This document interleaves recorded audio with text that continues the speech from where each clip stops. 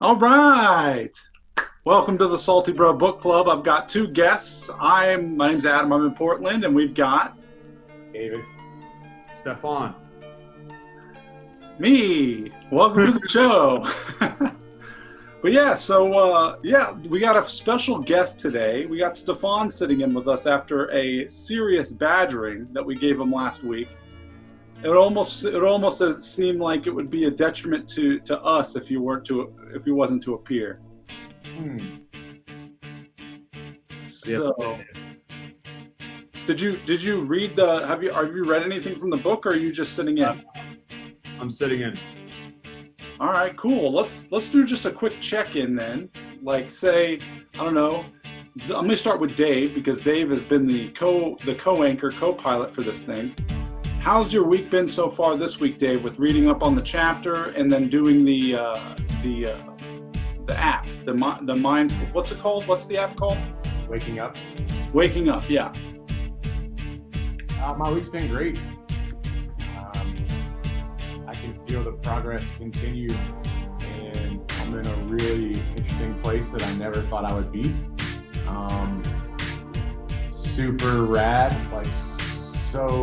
on this new level of spirituality that I never thought I would be able to get into, which has been pretty awesome to experience.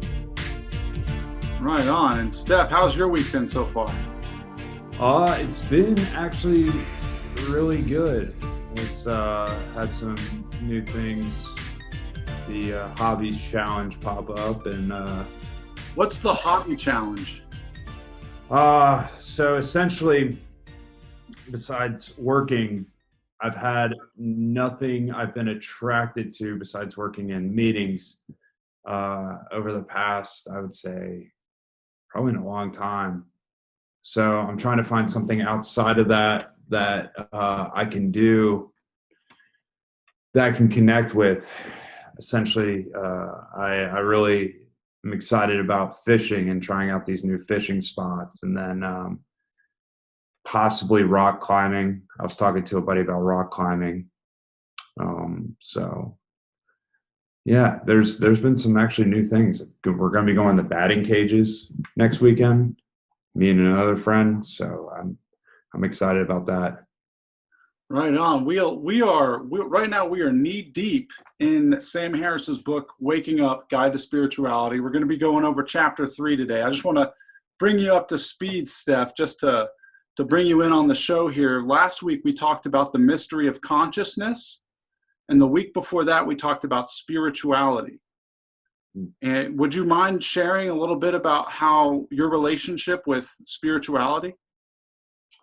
Yeah. So essentially, in my experience, and I should say like that, spirituality's been a saving grace, and I like how I've kind of come to understand it's always been a fundamental thing inside of me, but kind of an avoidance to tap into. And it's like I've always known the truth about it, but it's become this thing that even in my regular life, I still find it hard at times to want to acknowledge it. But it's a saving grace, and I believe if you're watching this video right now, you know what I'm talking about. You know, that feeling inside of you when you're alone, or whatever you're doing, where you realize that there's something more powerful at play. So that's my thing with spirituality. So it's an inner resource for you, if I gathered that correctly? Yes, a very vital part of how I live day in and day out. How is your perspective, Dave, changed over the course of these 2 chapters and this week we just had? What's your stance on it now? I was thinking about this on the way over here, and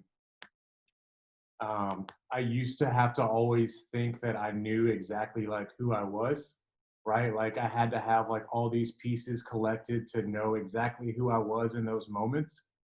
And reality is, after exploring some of this work and really tapping in, I no longer fucking care. I don't have to have those pieces. And what's so rad about that is I'm in this really interesting like spiritual skydive, and I can be whoever I want to be like in that moment, right? Like I was trying to think of an analogy on how to put it together, and it's like, imagine being an artist and like I'm sketching out what's going on in like my brain and like what's going on in my life in that moment. And then I just don't like it. And I don't have it quite figured out. So I'm just like, next. And like I can continue to do that and figure out like how to create this moment that I'm trying to experience without having to like have the knowledge of, oh, well, I'm attached to this and I'm going to bring these experiences, or I'm going to be this person and then I'm going to have all these pieces, because I have this insecure feeling of needing to know exactly who I am. So freeing, bro. It just feels like I'm in this like Zen-like free fall riding this wave. How is that showing up for you this week? Would you mind speaking a little closer to the MacBook too? Yeah. How's it showing up for you this week? Like, how does that work? How have you worked that out? Man, I'm just at like peace, and I'm able to concentrate on the moment rather than try to attach labels or like bring in these outside things from my past, or potentially my present or even the future into the equation, because it's like, man, that's just going to remove me from present moment and distract me from like what's really happening right here. Yeah, and that seems to be the game of mindfulness. That's literally, for what's happening to me, is like that's going on all day long. It's like I'm either in the past or in the future, or I'm identifying with something I'm doing, and I'm thinking that these things make me, when none of it is. Right. Like, and that's really what the chapter was talking about. Was the chapter itself is called "The Riddle of the Self." This. And his what he's trying to communicate, it seemed like, to us as the reader, is the self is a total illusion. Yes. That the pronoun I, Doesn't. yeah, it's not, it's an egoic representation of, it's almost and he said it this way, is like, it's like almost a form of psychosis. It's like we're literally talking to ourselves in our head all day thinking we're this thing. Like the thinker, the person behind the face or the skin, like this barrier, like where is that person? And one of the things that like I thought was super interesting was he was like, well, what makes me the same person, right? Like from my experience, and he referenced it, like I've forgotten about 98% of the things that have happened to me. And realistically, man, like if you take from time I was born to now, my body is made up of completely new cells. Like I'm regenerating and becoming new all the time. So it's like, how can I say I'm the same person? Like it's impossible. Yeah, and that's like kind of what we touched on last week, is the idea that our environments up until this point, and for your case, Steph, your parents, society, the rooms of recovery, your career, it's all us trying to get us to assimilate to the structure or the construct of society itself. That we end up identifying and attaching ourselves to all these labels and all these identities of who we think we are, because that's what a quote unquote good person does, or what a man does, or what a professional does. And it brings us out of touch with our true self, or in essence, in my experience, the spirituality, the essence of the moment, which is undefinable. Like it takes me out of the spontaneous engagement and experience of life itself, because I'm so wrapped up in the narrative of whoever I think I am, whatever story. Like I'm a football player, I should be this way. I'm an athlete, or I'm a rapper, I got to be this way. All that stuff is bullshit. I'm with you, Dave. It's a bunch of hoo-ah, dude. Like he had this incredible line in there where he talks about everything that I've ever acquired has eventually gotten dispersed and I've lost it. So it's like all those things that I thought I was, like I'm no longer that person. And again, I reference back if I'm truly in the moment and like I'm truly serene and I'm like following this this guiding force, then like, man, I get to literally write and co-create these moments. Like I don't have to be attached to, you know, my past and drag that in and like, you know, project that onto somebody else and like not show up as who I'm supposed to be. You know what I mean? Like, Yeah. because that happens all the time. Yeah, and it had me thinking because I listened back to our episode from the one we released last week, and there was something that you asked in the show where you said, "What would you recommend for someone who's just now getting started?" Right? Sure. And this idea popped in my head, and I'd forgotten about it because I did it back in the day. But anytime I would reach for my phone, anytime I went to reach for my phone to check Facebook, my email, my text messages, my Instagram, whatever I'm doing, I would stop myself and ask myself, why am I going to these things? Like it's a lot of it is cognitive behavioral therapy. And Steph, your background, and just for people who don't know in the audience that are listening, but your background is in mental health. And a lot of things that we learn in the realm of psychology, and I think Sam Harris might have touched on it too, is the idea that if we want to change, we have to interrupt our old patterns of behavior. And what mindfulness and meditation does is it recognizes our patterns of behavior in the form of thoughts or even actions, like reaching for doing things subconsciously without realizing you're doing it, because we've just programmed ourselves to, in a moment of quietude, rather than sit with ourselves and like listen to ourselves think, we'll go right to a device. Somebody on social media asked me about like the saltwater tanks, and they were like, what's your experience been with it? Like, would you recommend it? And my first thought was like, well, if you cannot handle being alone, like by yourself with just your thoughts, man, like it's going to be rough for you, because you're going to be floating there and you're just going to be bombarded with all of these like things that you're walking around with. And if you're not in a great place, like it would be like miserable because of that, right? Like, oh, well, like I'm sitting here, I can't grab my phone, I can't check my Instagram, I can't text somebody that I know is like waiting on me. Like you're literally sitting there for 60 to 90 minutes in a dark room by yourself. Mm-hmm. Yeah. And I think one of the tenets of I wanted to ask you about this, Dave, especially about your week this week, but it seems like he was describing, and we touched on this on the phone the other day, but when he went to the Sermon on the Mount, where Jesus delivered his Sermon on the Mount in Israel, he went there and he was surrounded by all these people, and he wrote about this in the chapter, and he had this experience, almost like a samadhi experience, where he ceased to exist. He was embodied in the moment, and he felt like fully in tune with where he was supposed to be, and whatever what was happening was what it was supposed to be. Like he felt peace and contentment. Do you remember that part? Yeah. Man, I experienced a little bit of that on the way over here. Like I was just kind of in the moment, man. And like, I could like hear music differently. Like I could feel the notes. I don't know, like I was just locked in, I guess, if that makes sense, where it wasn't like I was driving down the road and like the song is just something playing in the background while my mind is over here thinking about, you know, this kid that looked at me funny in third grade, or, you know, all these other experiences that I've had. So it was almost like you were totally present. Yes.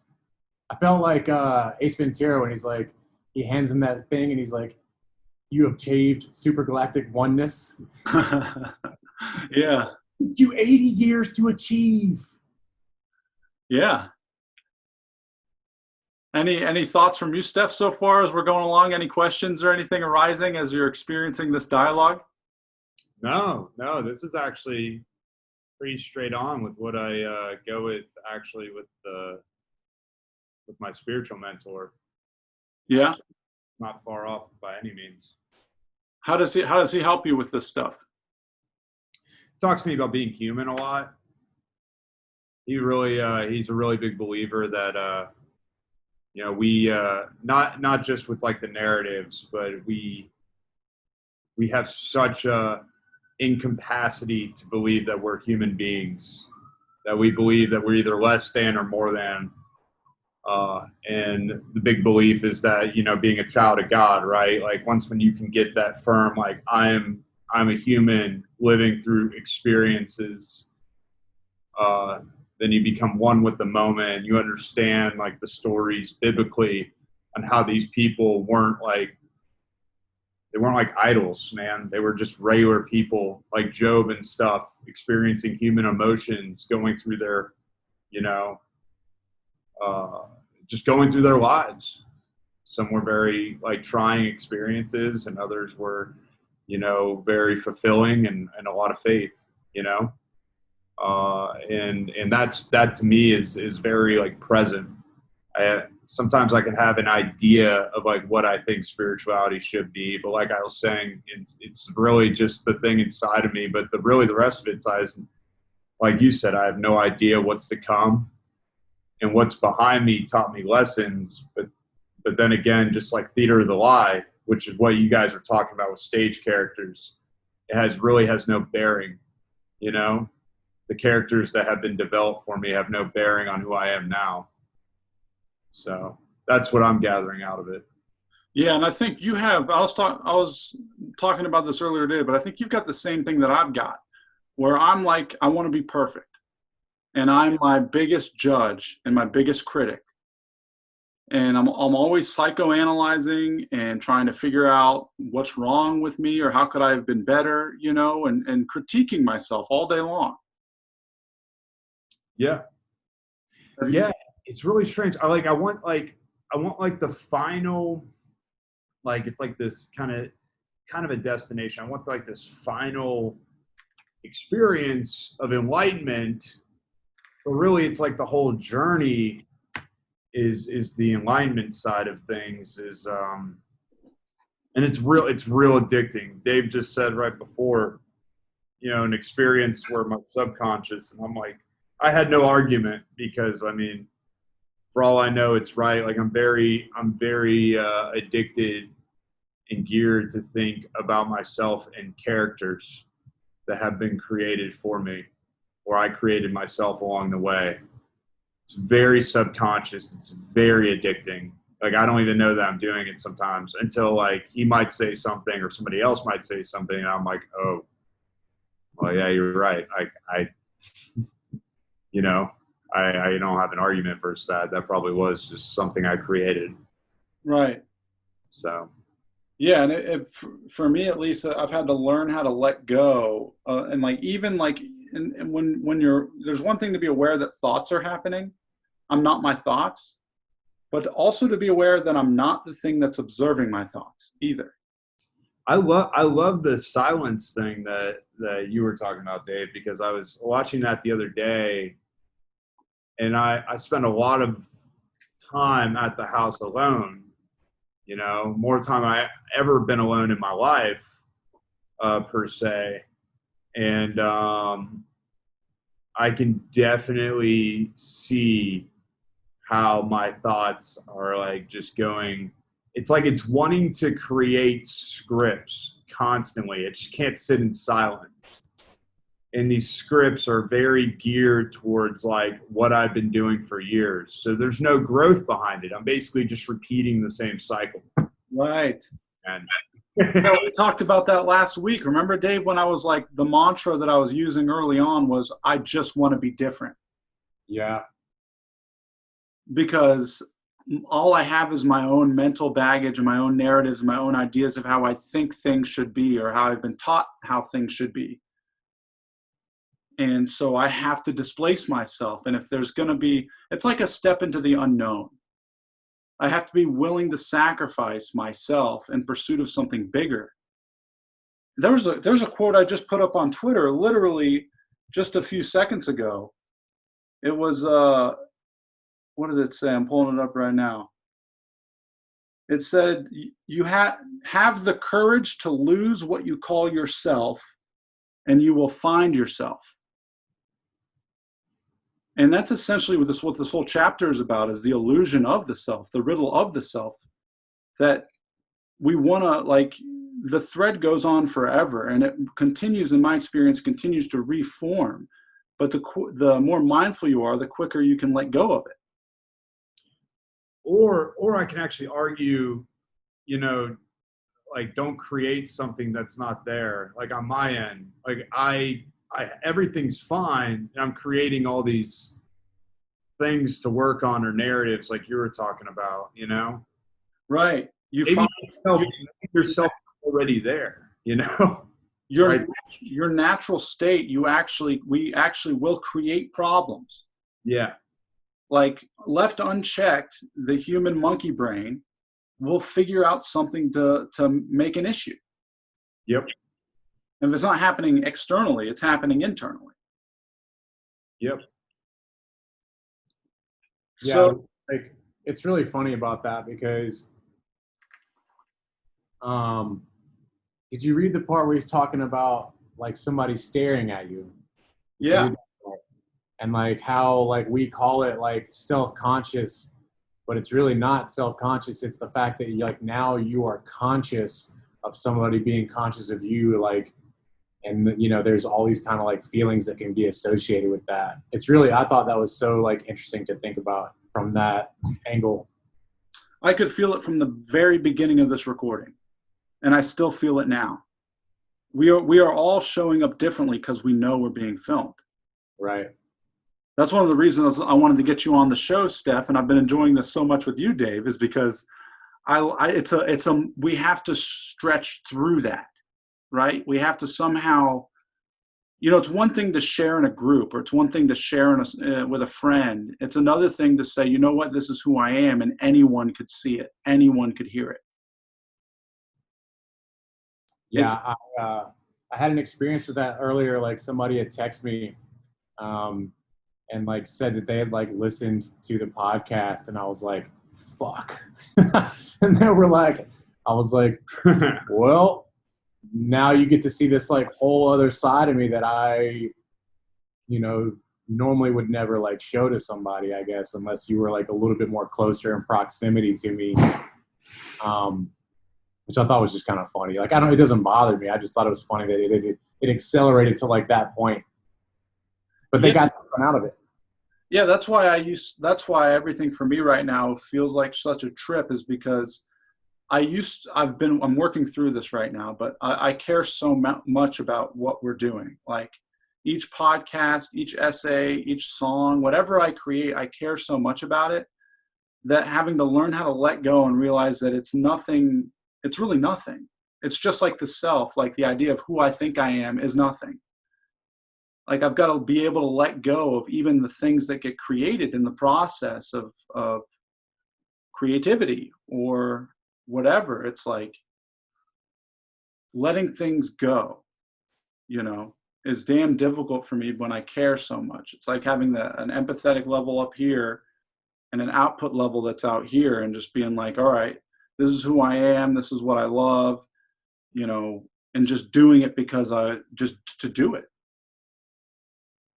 I'm not used to doing things while also eliminating the reasons for them and the results from them. Yeah. I mean, I feel like prior to this experience and prior to like stepping out onto this journey, like I would just assemble, these like multiple characters and like personalities and like whatever social circle I was in or whatever I was like getting into, whether it was like athletics, my ego was so inflated that I had to like live up to this self like reflection, that I thought I was like had to show up as like as an athlete or a son or a friend or whatever. And so like each one of these different circles requires me to like build this character up, and like if something's not working and I don't fit in, I take a piece away, and like constantly moving these puzzle pieces around. And like it's bullshit because it's not authentic at all. Like I'm not showing up who I'm supposed to be as a just being present and like reciprocating the energy going on in that moment. You know, it's like I'm wearing this mask and like you're seeing what I get to show you in that time. And you know, which is like the exact opposite of like where I'm at today. Like who I'm going to show up as is present, you know, like aware that I'm having a like conscious experience right here, right now. And if a thought comes in to distract me, it's just a thought. I have no control over where it comes from or what I can do with it, but I can reset, focus on something small, and then like immediately get back to like where we are. Yeah. Yeah, that's, I mean, while you were talking, it just made me think about what we were talking about, how there's a difference between waiting to talk or waiting to say something so people can hear it, and then truly listening to what people are saying and being open to what wants to be said. You know, in the game of life and the game of conversation, you know, like everything, there's no final destination. It's under the ground. Like there's no amount of money that's going to prevent me from dissipating from this planet the same way every conscious entity that's ever existed here has. There's no amount of prestige or no amount of I guess, yeah, just like badges or awards that's going to make me any different than anyone who's ever existed. Yet in my mind, I feel like there's someone I have to be and something I have to do for the world, or for what you just described, Dave, for this social group.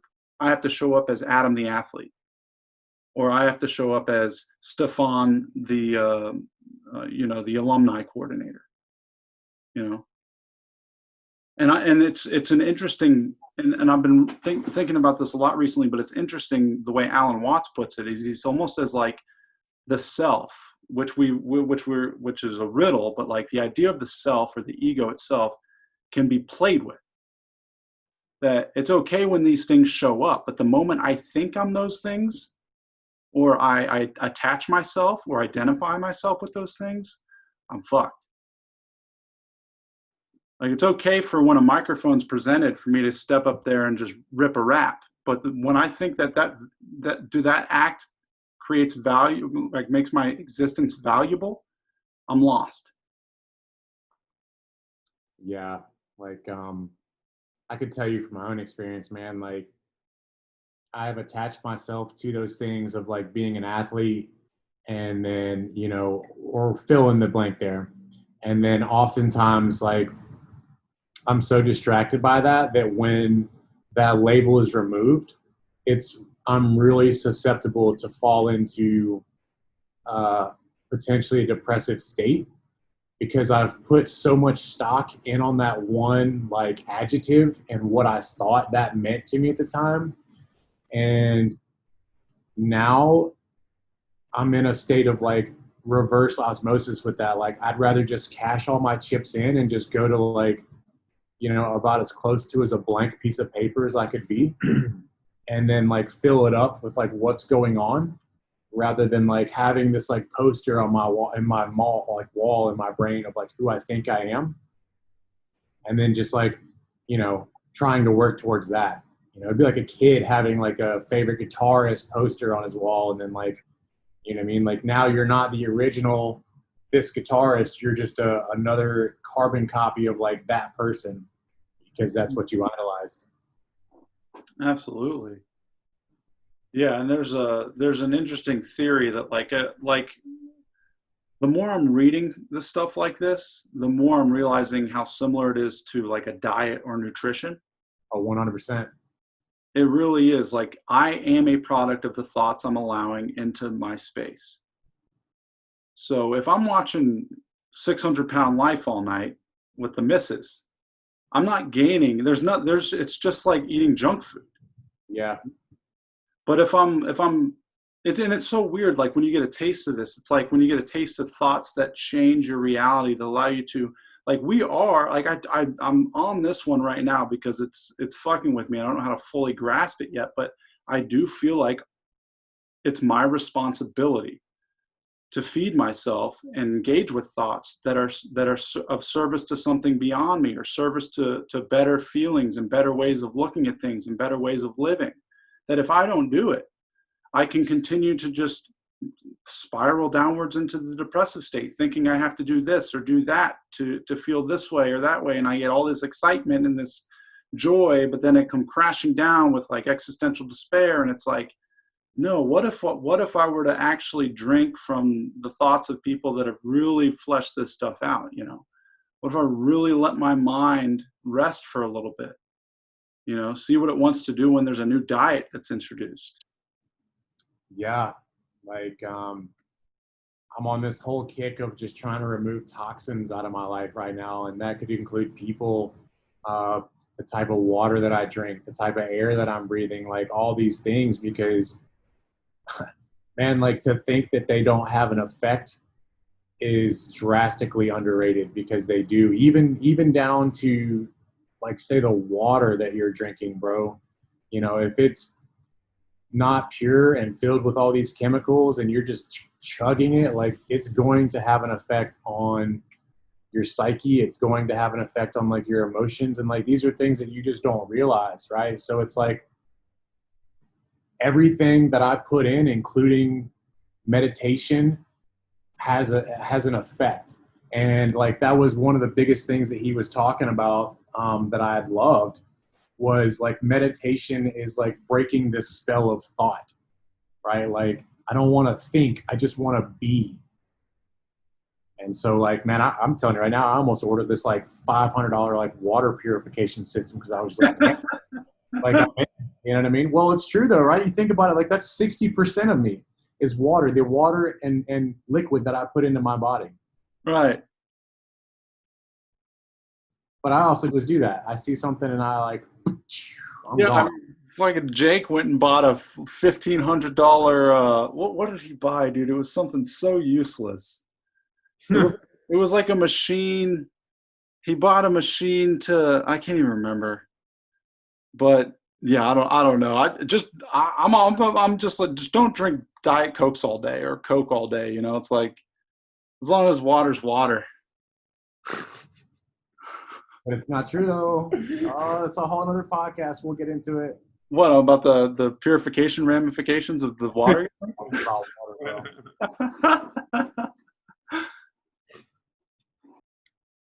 How is it going for you? Like, man, like, I guess what came out of this chapter, like what really stood out of this chapter the most for you?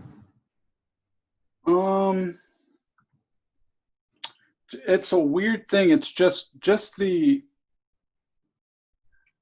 it's like the other chapter. It's just nice to know, to be totally honest, it's nice to know that I'm not the only one that feels this way. Like hearing it from Sam Harris, basically saying your idea of yourself is bullshit. It's like, man, it's nice just to be validated, because it's like, it's what I've felt for a long time. And it gets very heady when I've tried to communicate it, because I haven't known how, you know, because there's no escaping the me that's showing up right now and the me that you guys know, but I don't feel like that me. Every day I wake up, I'm like, who the hell is going to show up today? I don't know what I'm going to do or how I'm going to do it. You know what's so funny about that is like, you used to come at me with those like ideologies and like that talk, and I was just like not in a teachable place to receive it. And you would just say certain things, and I'm like, oh God, here we go. He's on this hippie shit again. Like, I gotta go. Like, this just isn't jiving with what I'm trying to pick up. Now here we are. Look at that. I mean, there are some, if you want to go back, dude, there's some awkward ass YouTube videos with me and good guy Garrett Golden, dude, just straight up having like space in our bed and on the screen behind us, and just being like, we're the energy, man. We're just fucking energy, dude. And it's like, it's true though. It's fucking true. Like, we get to experience this conscious beingness, you know, and like, the only reason I'm Adam is because someone decided to name me Adam. Like, I didn't choose that shit. You know, the only reason, like, it's, you know, I was thinking about this the other day too. Somebody made me a defensive end. I would have liked to have been quarterback. Why didn't I ever get a chance to try quarterback? Nobody ever said, Adam, or entity known as Adam, what position would you like to try? Coaches just throw you where they tell you to go. It's school systems tell you whether you're smart or not. They have you take a test. Yeah, and I don't know, man. I think it goes back to what we were talking about for me, like I'm in a state of life where I just want to constantly level those things out. And I just want to be in this place of homeostasis where I'm never too far like out of balance. Like it's okay to sway up and down a little bit, but I never want to be out of balance. And I need to be trying to feel that balance inwardly rather than go after external things that I think are going to satisfy me. Because again, he talked about it, right? Like everything I've ever acquired, I've eventually lost at some point, whether it's a girlfriend or a place to live or a car. Like eventually those things expire and go away.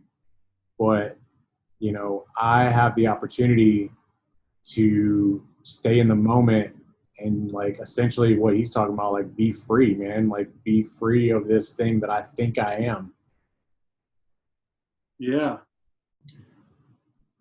Also, like to raise a point though too. I don't know if both y'all believe in this, but I do. I'm a firm believer that as much as there's that side of you that you say you don't know, there's also a side of me that says there's seasons of life and that you do know in some extent what you should be doing. And I am like there's so many books out there with like, dude, I got this nudge to go do this, or I got this nudge to go do that. And like, was it an identity about, I don't know. I don't know if they, as human beings, we're so powerless over some of these things. The best thing I could do is acknowledge my humanity. But That's a great line of thought. How do you, because I agree with that. How do you know? Like, when do you get that feeling of knowing what you need to do? Can you give an example? It's so personalized. I can, I guess, okay. Before I started working at Ridgeview, I was working up at Whirly Ball, and it kind of came to my mind one day to work at Ridgeview. Now, if I was in this state of, whatever, I didn't, I just let it go, but it just kept coming. And it was really, to me, a very powerless thing. It was kind of like the ball just kept moving. I got excited, but there was a lot of fear. I've never worked in recovery, nor did I think if I could. So I went up to my mother who worked at Ridgeview and said, is there any halfway houses that would hire me? And then Ridgeview called me the next day, and I went up there and started working, and it's been a monumental thing to me and many others since then. And that was just a season of my life that I just knew. Now, that's the point. I don't know if that's supposed to go on forever, but I knew that was the direction I was supposed to go. And you felt it in your core. You like felt it. Yeah. Dave, have you had an experience like that? Yeah, but then, like you could also argue like there's so many pieces of your brain, like subconsciously, that make all these decisions for you. Like you actually have already decided to do an action before you actually take the action. And they've done like so much research on that, right? Like if I choose to pick up my phone, that was subconsciously done like way, way, way, way before it actually even happened. I just put it into action with neurons, right? In the realm of behavior, yeah. Right. And the other thing is like, for me, again, like if I feel like I'm moving in those directions or like I've been nudged a certain way, like I would have to investigate, especially now, like I would want to investigate like how much of that is just like my subconscious desire to change where I'm at because I'm just uncomfortable and this is what I think I need right now. So it's like easy to take off in a direction or feel like I've been nudged. But if I'm not aligning myself or doing certain things, man, like, I could be wrong. and I got to be willing to be wrong. So what was it when you decided to stop doing personal training and you were going to go on the road? You were going to go tour with musicians and stuff. What was that? How did you come to that knowing to do that? Financial stress. Like I wasn't making a lot of money where I was at. Like I loved the job as far as like service was concerned because I'm helping others. I get to see people change their life on this very like personal level. And I had a passion for it. But, you know, it was like reaching at this stage of life where something had to change because like I wasn't making a lot of money. And so it was like, all right, I need to take off and go down this road. And I just quit my job and took off on a whole path that externally looked like a really good job for me, right? Because I was fixated on how much money I could make. It was like a 6-figure income that could potentially be earned of where I ended up at. And then I fucking hated it, right? Like I remember sitting at this desk watching these landscapers across the street leave work at like 4 o'clock. And it was just like a simple day of blue collar work. And I was like, God damn, like I'm jealous because I'm sitting here stuck in this suit and I'm miserable. Like this is crushing my fucking soul. And how I ended up where I was at, man, was dumb luck. People ask me that all the time. Like, how did you get this job? It's so cool. And you get to go all these things. And I'm like, shit, I wish I could tell you because I don't even know. What I did was just continue to like move somewhere that wasn't where I was at. And like, here's where I've landed. But you've never had that experience of like, you know, we talk about it in 12-step stuff as like the intuitively know what to do kind of a thing in the realm of our career or our endeavors or our curiosity or our passions.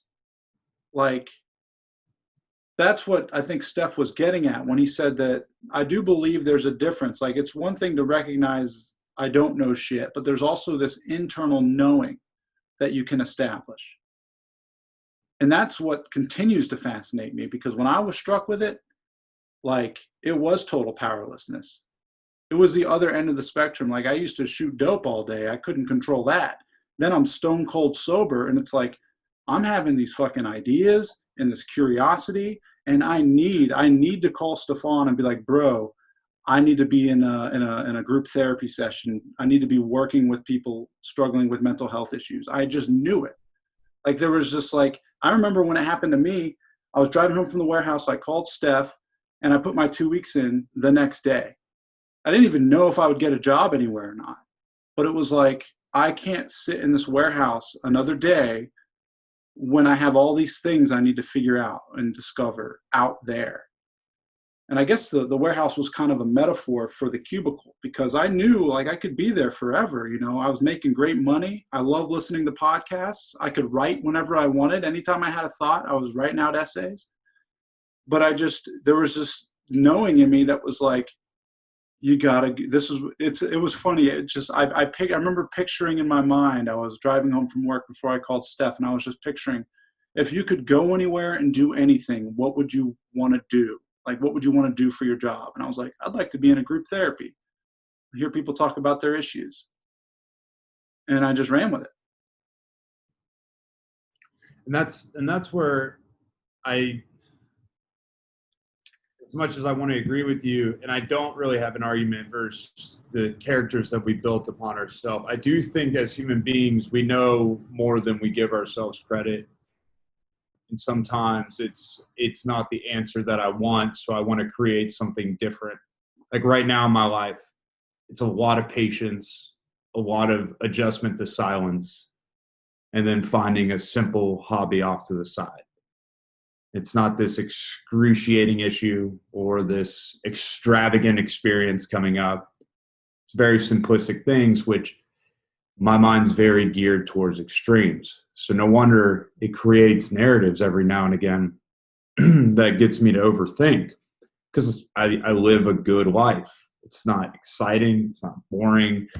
Or it could be at times, but really the next season of mine that's really embarking on is really this adjustment to the silence, you know? and being able to sit. So, sit with myself, learn to love myself even more. Even when yourself doesn't exist. You could say that. I have no idea. Yeah. Learn to just sit. Yeah. So what I think Harris is getting at, and it'll go into it in the next chapter. The next chapter, I think, is just called straight up meditation. Yeah. He says, I love how he ends it. He says, in the next chapter, we will see that the illusion of the self can be investigated and dispelled in just this way. And then it goes into meditation. I can tell you from my own experience and what the theme of all my writing and all this podcast, all the stuff that I do seems to be, is unification. That the essential self is an embodiment of presence, of a totality, just pure consciousness. Like I would not exist without you. This moment would not be here without you guys. And if you magnify that and you extrapolate that, that's all of our lives, from here to Timbuktu. Like we're all just bouncing off of each other, coexisting in this shared expression of the universe or life or reality as it unfolds. So yeah, when I think about how to love myself, I have to learn how to love reality, love other people, because they're all just other me's. There is no real me. Right. And like Juicy J says, I'm who you want me to be. Yeah. Yeah. Say that again. I gotta love other people. I gotta love me. What does that look like for you? For me? Yeah. I share a little bit of, I understand what you're saying. My belief system's a little bit different with it. I think that there's a lot with the energy side. I definitely agree, but I think there's just so much on, like, you just look at like journeys and you look at like, where people are at and what they do and what they get called to do. Because I really believe like you get called, and you're playing a role, and essentially a role that's going to fulfill your purpose, what your heart desires and stuff like that. I do think there's a sense of self, but not the idea of self that I have. There is a sense of me embracing who my higher power, God, wants me to be. So what does that look like? Like how do you do that? My next step is silence.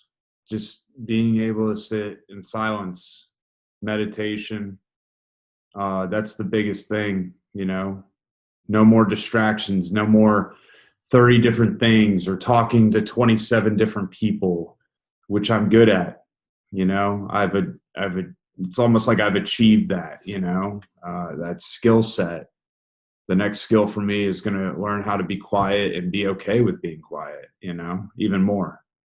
And that's all I know. I don't know anything else about me in that realm, I don't know where it's supposed to take me either. That's the scary thing, right? Like there is no planned destination on my part. It's just kind of like, this is what's next thing I know I need to work on. And yeah. So I get it. I get what you're saying with the consciousness and that we are all the same. To me, I think we all come from the same thing. We're all just a tad bit different in like the journeys and the roles and the trials and tribulations that you'll go through comparative to like what I will go through or what Dave goes through, I mean, there's some people that are born to be Beethoven composers and others that are born to engineer and like build skyscrapers. I agree with you. Like everyone has their own path. We're in a cobweb. We're in like a fucking lane. So it's like it's hard for me to grab to that concept because there is things inside of me that I just innately love, like sports or talking to somebody about life. It's like I was just born that way, you know? I love talking about life. I love sports. I love my family, you know? I don't know. Yeah, but I guess my question to you could be like, how much of that were you born with, and how much of that was like learned in your developmental stages when you were a kid? Because a lot of things that we were given in those early developmental years, like if I choose to just accept that that's who I am, like that's who I'm always going to be. But then I would also question that is like, what if that is who I am? And what if that's supposed to be who I am? You get what I mean? Like, what if this is like a gift? Like, these are like God's gifts that I have. Don't get me wrong. They don't define who I am. That's my issue. I take these like so-called gifts or definitions of myself and I say, this is only Stefan. And that's what you and Adam are talking about. Like, I don't spend any time working and all this stuff on other things. I'm just like, this is just what makes me up and I don't need to learn anything more. I'm good. Well, it's like, you know, it's like things that are buried in my subconscious, like a cake that I had on my 3rd birthday and like the way that my mom like showed me to like blow it out, or that's just a random example. But I'm saying all those things that like I have forgotten that just didn't stick are buried in there and have an effect.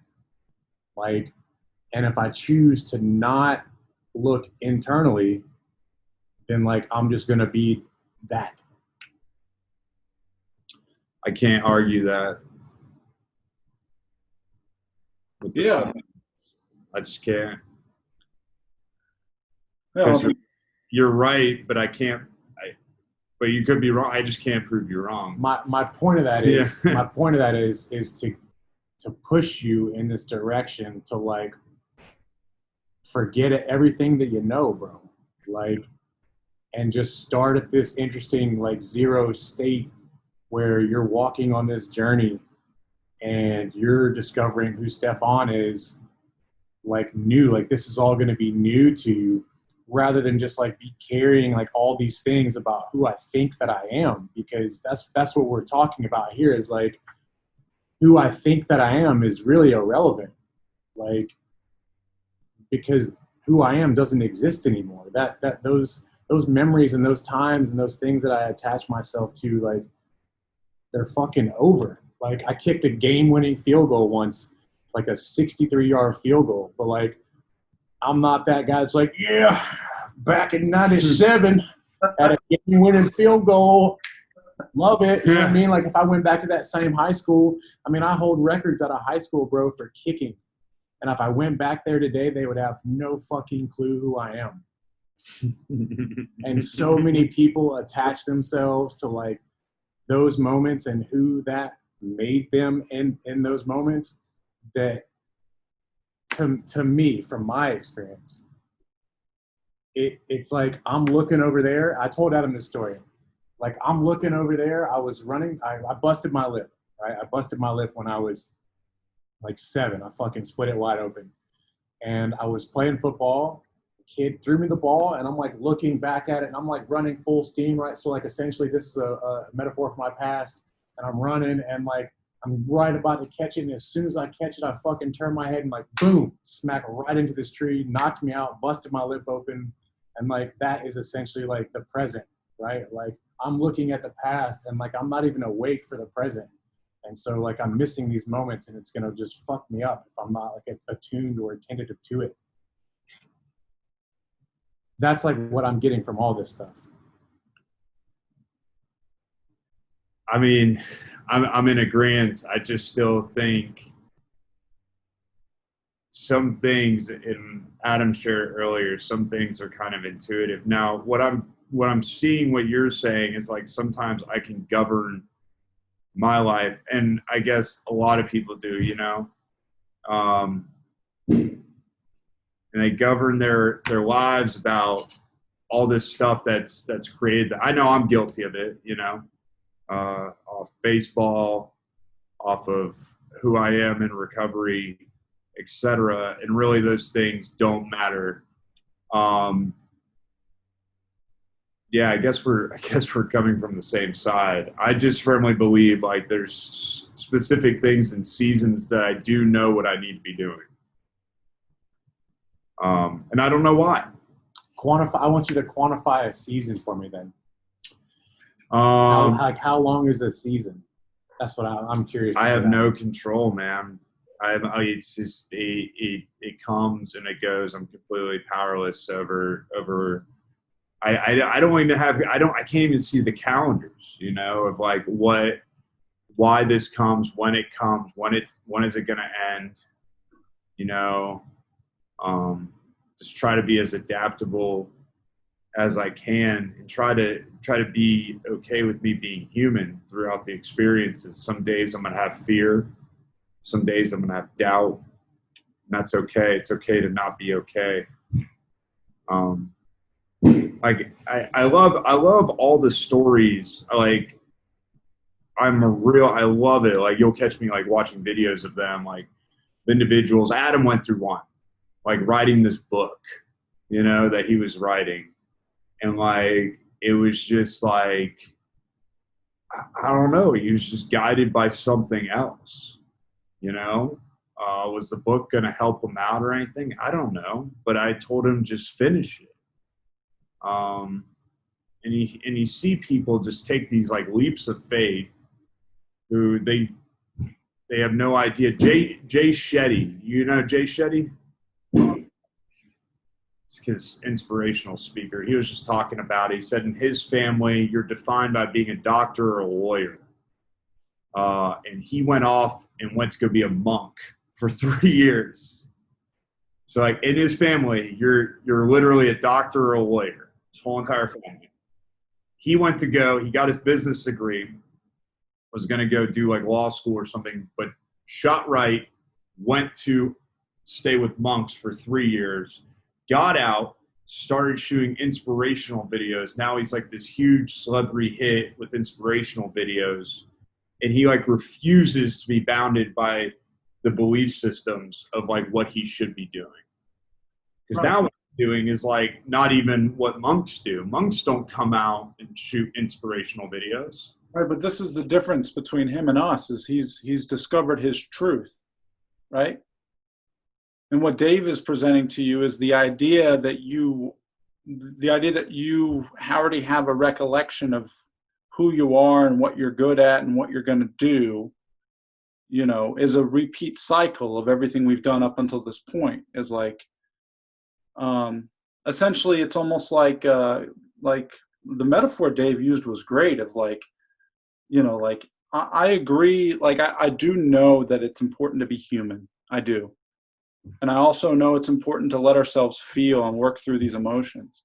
But by no means do I believe they need to be permanent states of reality. I do not believe we have to stay where we are. It's our choice if we want to choose to be different. And what different means is it's not up to me. Like season of my life, right?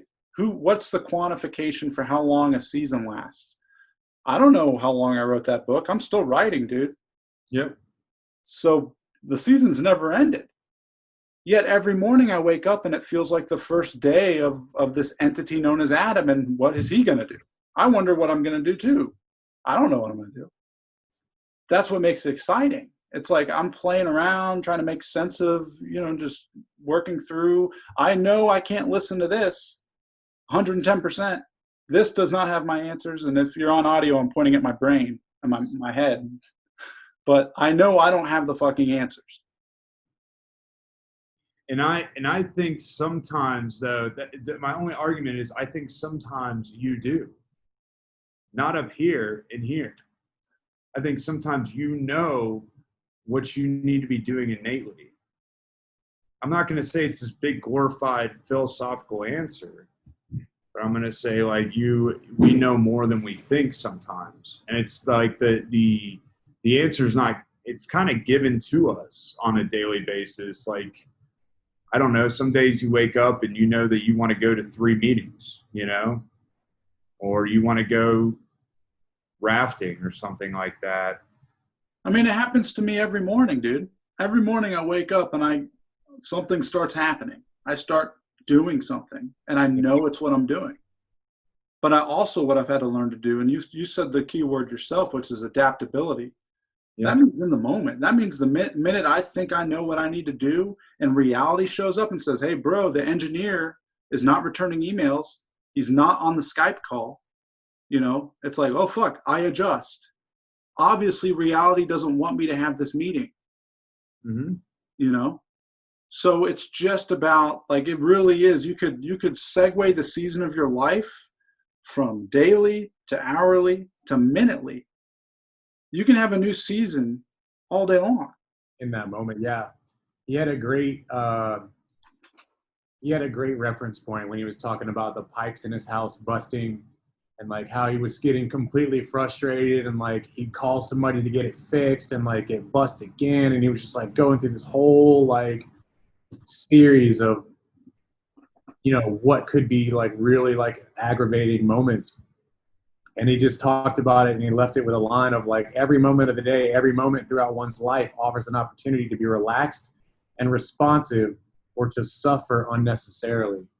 Like, that was like amazing if you think about it. And like that's what I'm like trying to present to you is like the word suffer can kind of get twisted and used differently, but it's like, man, I'm essentially suffering if I'm clouded with all these things. You're saying that this innate force is driving me and nudging me to do things. And I agree with you there because, man, I'm a firm believer in right place, right time.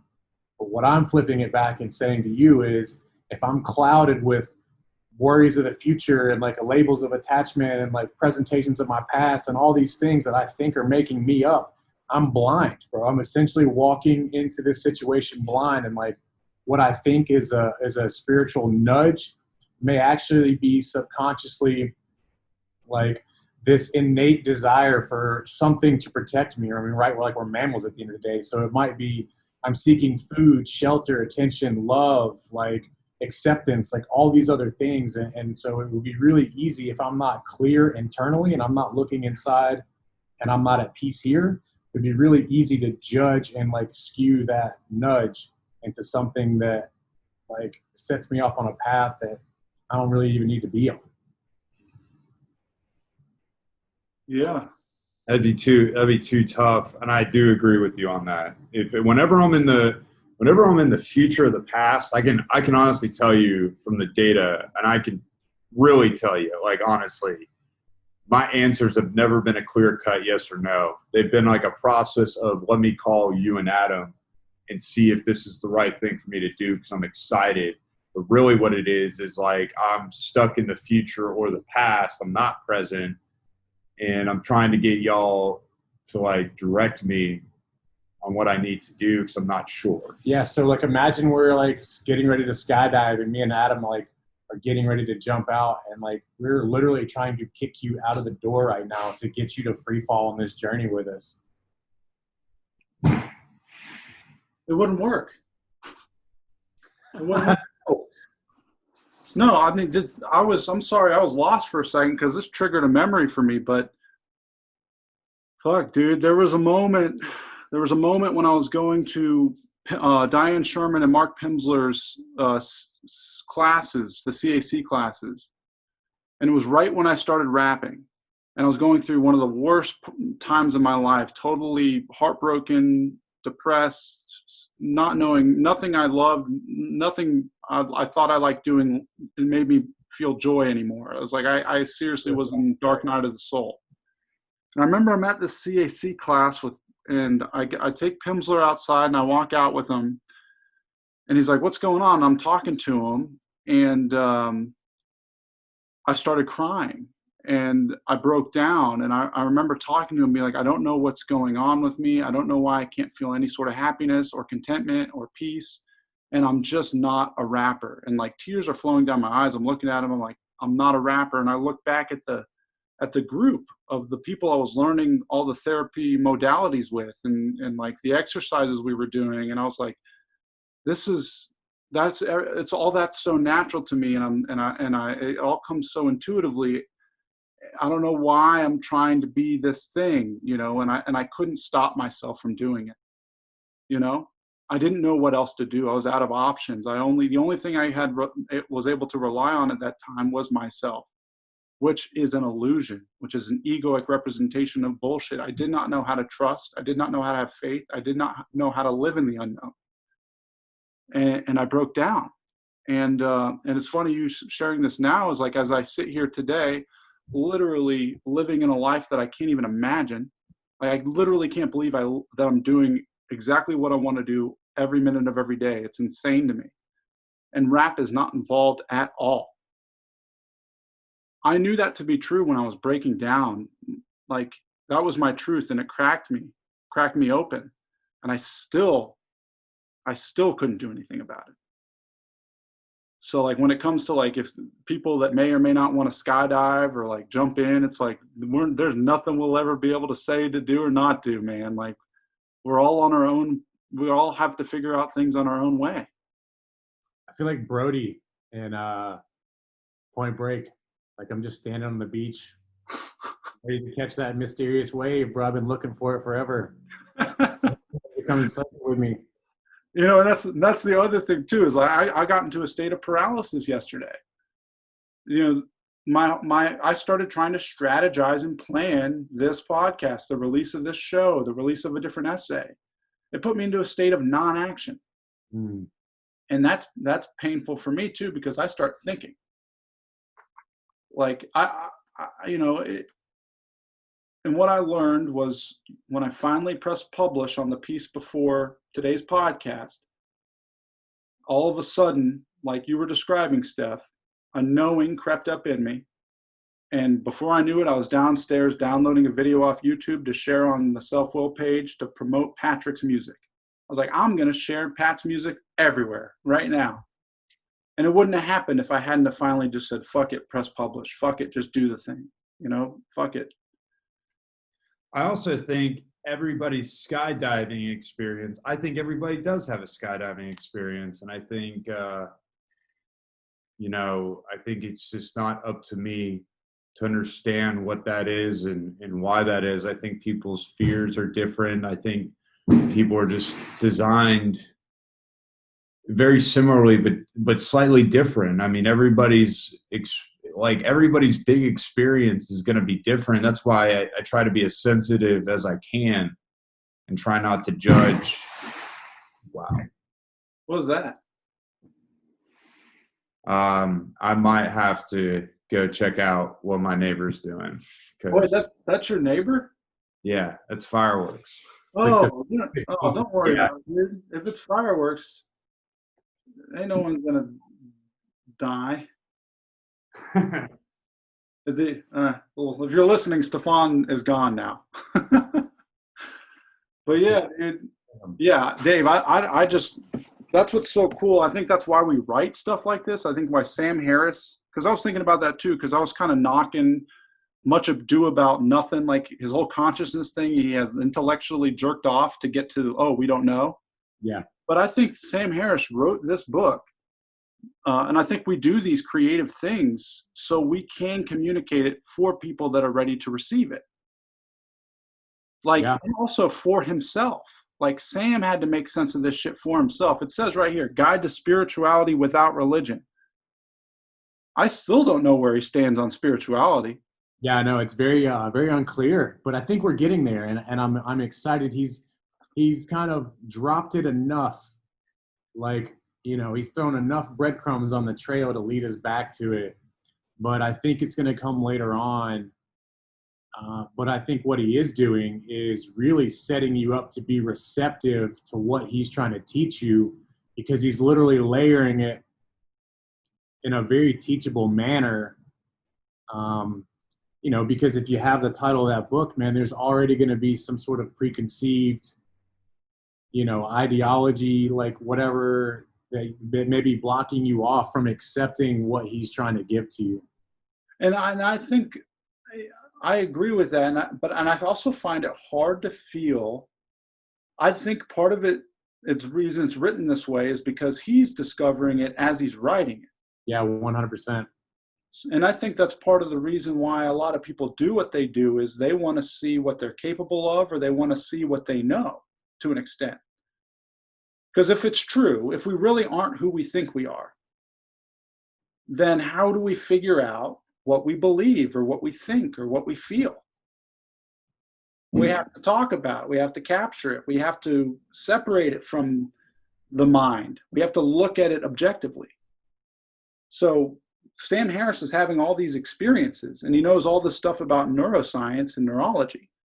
And he's trying to synthesize a path for someone who feels the way he feels, where it's like, I know religion's bullshit. You know, I know that whatever anyone else is telling me about God is bullshit. I know that no one knows God, because if they did, they would be God. You know? So how do I take the experience I've been having with my meditative and mindful practices and synthesize it into something that I can understand? Because I think we're walking around all day with a head full of ideas and beliefs and motives and inscriptions. And part of the meditative and part of our practice, I think, is just dissolving these things, raising them up. Yeah, I agreed. Tearing those barriers down, I think, to really be able to get like quiet is what I would say, is like letting go of the fact that like I'm not my thoughts, you know, like I'm not my TV show, like I'm not any of those things that like I could attach myself to, and I really want to just be quiet inside, bro. It's funny when you said that. I kind of did that to help me out with my anxiety the other day. I had all these. Dude, it was crazy. Everything was going well, been doing well in practically every area, you know. And I'm having like all these insecure thoughts about what other people might think, and et cetera. And I use exactly that line. Like, I am not only not these thoughts, like I'm not like, you know, what this TV show, or, you know, but it's crazy things, the way that my thoughts come up, and I literally will like believe the narratives. And yeah, man, I wonder how much it is controlled by like. He talks about that though. He talks about how like essentially we are these voyeurs, right? Like we watch movies and we watch them in like these theaters, or we watch them in the comfort of our own homes, and like we get to see like their morality and or their choices and what they would or wouldn't do, and we get to kind of like play with that and, you know, essentially judge it and see it from afar, when it's like, yeah, but like none of that's even real. Like, I've been stuck on the Terminator series. Does that mean like I feel like I'm John Connor now, and like I'm gonna be around all these robots and I'm supposed to lead this like revolution? Picturing Dave in society as John Connor. Well, so my point of saying that is like I gotta be careful with like what I'm putting in, and what I'm viewing and receiving. I second that, because my therapist called me Hollywood, because I always thought true love was going to show up as Hollywood presented it. Yeah, I think we all did, dude. Called me Hollywood for years.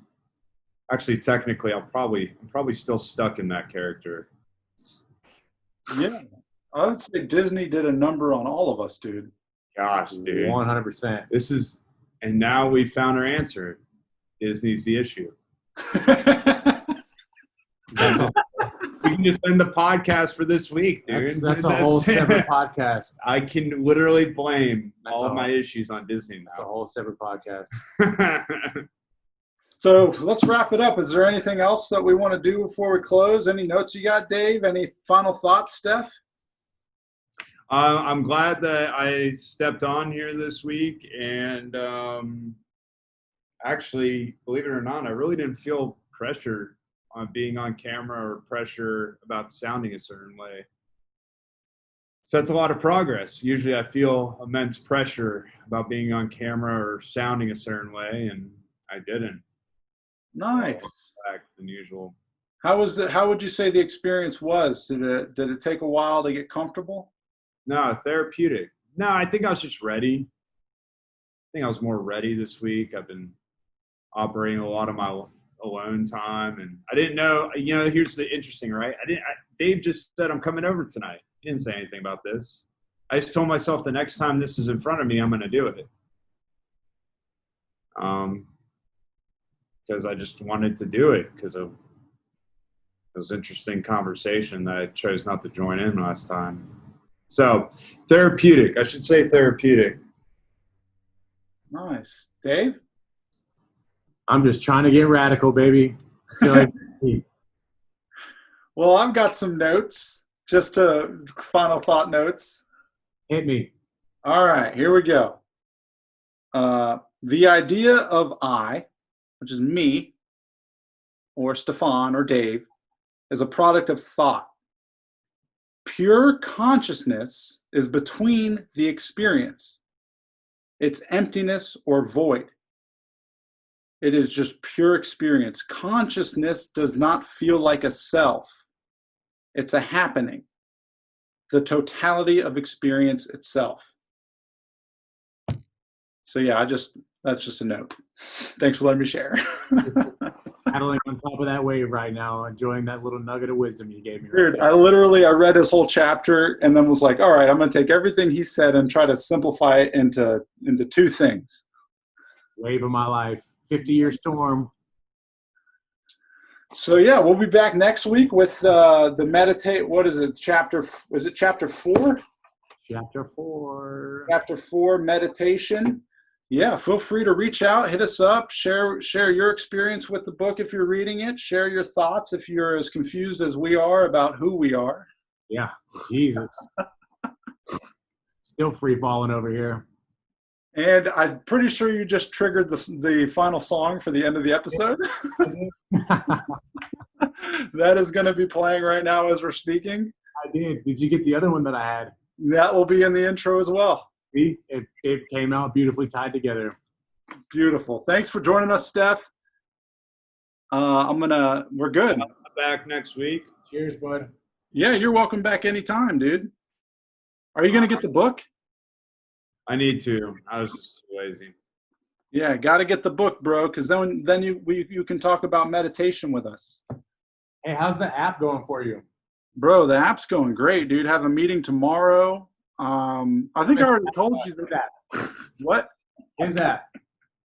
Yeah, not you. Not your app. The meditation app that I sent you. Oh, yeah, I haven't started it. I haven't done it. I didn't press the link. God damn it. But I'm happy for your app. I was actually, yeah. Idea who he thought he was, and now it's gone. And now it's gone. Oh, no, I got to make a note because I'm going to have to edit this. The beginning is lose yourself, right? Yeah. Okay. I'm going to find a cover of it too. She's a good girl. Yeah. Nice, dude. Good job, guys. All right, buddy. My computer's about to die. Yeah, it's 2%. Goodbye, Adam. Bye. We'll chat tomorrow. Love you, dude. I love you guys. Bye. Crazy about Elvis, loves horses, and a boyfriend.